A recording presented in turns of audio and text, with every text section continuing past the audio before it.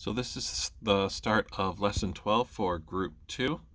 And for this week, we're going to be doing 2 lessons. Today we're going to do all of lesson 12 because it's very short. And then Wednesday and Friday, we're going to be doing lesson 13. I'm going to try to keep these lessons shorter than usual. The point of this is you're supposed to be on spring break this week. And I was told not to basically give you nothing because we're trying to finish this on June 12th rather than go later, extend the year. So that's why this is happening. But I'll try to make the work a little bit lighter. The social studies assignments will be very simple. So just make sure you do that. You'll still get credit for it. Okay, but let's get going so we can get finished. This is a really fast lesson. We should be done probably in, at the most, 15 minutes. Okay, so the first part is talking about the relationship between multiplication and division, so how they're related, which is similar to how addition and subtraction are related. So on here, your side, you have equations and integers, so we're just going to put this on the paper over here because obviously I can't write on my screen. But let's just use the problem 4 times 6. So 4 times 6, of course, is 24. 6 times 4 is 24. But we also have 24 divided by 6 is 4, and 24 divided by 4 is 6, right? All right, so from this, basically we're going to work with the division. So that's why this is really not going to take all that long. So if we had, let's say, negative 4 times 6 equals negative 24. So what division problems can we make out of that? We can do negative 24 divided by negative 4 is 6, and we can also do negative 24 divided by 6 is negative 4. And we could do that with each of the problems is to break it down into 2 different problems. So if I, for example, had negative 6 times 4 equals negative 24, you basically would do the same thing. So negative 24 divided by negative 6 is 4, and negative 24 divided by 4 is negative 6, right? So what if they were both negative? What if we have negative 6 times negative 4? Negative times a negative, both are negative. If the signs are the same, you get positive.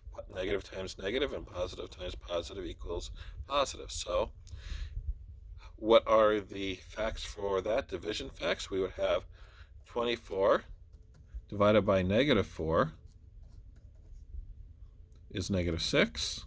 Oh, that's not a very good 6. And 24 divided by negative 6 is negative 4. Okay, and we could also do with positive also. Might as well just go ahead and do it. The last set equals 24. So this would be the division problems you've been doing all your life. 20 is 4, and 24 divided by 4 is 6. So what do you notice about these? You're looking at the numbers on the left side, meaning the numbers you're dividing, and the answer you get. These problems basically follow the exact same rules that the multiplication problems follow. So we have a negative divided by a negative gives us a positive. A negative divided by a positive, so mixed signs, negative and positive, gives us negative, just like in multiplication. If I have mixed signs, I get a negative answer. Doesn't matter if it's a negative divided by a positive or positive divided by a negative, you get a negative answer. But if you have the same sign, positive and positive, or negative, negative, negative, negative, you get a positive answer. And that's really most of what this lesson's about. So if you got that, then you're probably pretty straight for the rest of what we have to do today. Okay, so we did basically all of this. We answered these questions already. So take a look. So it says a quotient. Quotient is the answer. The quotient is negative if the divisor and the dividend, which are the first two numbers in a division problem, have what? Signs. When do you get a negative? And hopefully you know that the answer to this would be if they have mixed signs or different signs, positive and negative, negative or positive. And the quotient is positive if the divisor and the dividend have the same signs. Okay? That's nothing much more difficult than that. The only one that think about is this question. This is actually the most difficult question, and believe it or not, we are almost nearly done. It says, is the quotient of two integers always an integer? So why don't you work on that? Try to come up with some examples that disprove that. Is it true? Can you come up with any type of problem where your answer would not be an integer, meaning up 0 to positive infinity, 10, 20, 30, 100, 1 million, whatever, and going negative, -5, -10, -20, -50, -100, and so on.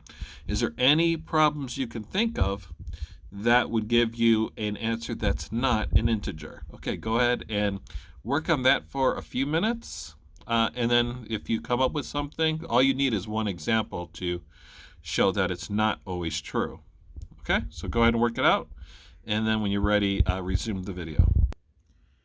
Okay, so let's talk about it. So if you're doing division as you've always done it before, so if we did 24 divided by 4 or 24 divided by 6, the answer to these will always be an integer. Doesn't matter if this is negative, well then you get a -6 as an answer, but it's still an integer.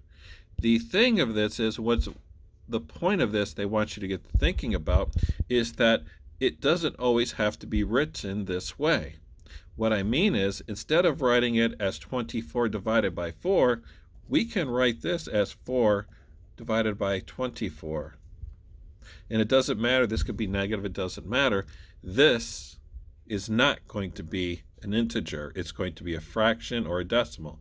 Because you're dividing 4, you're going to take 4 and you're going to divide it by 24 or -4, it doesn't really matter.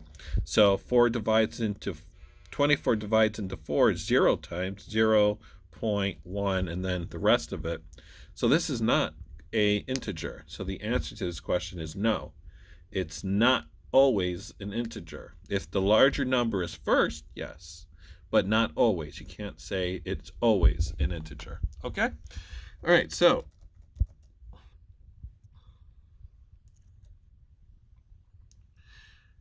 it says, are the answers to the three quotients below the same or different? Why or why not? So we have -14 divided by 7, 14 divided by -7.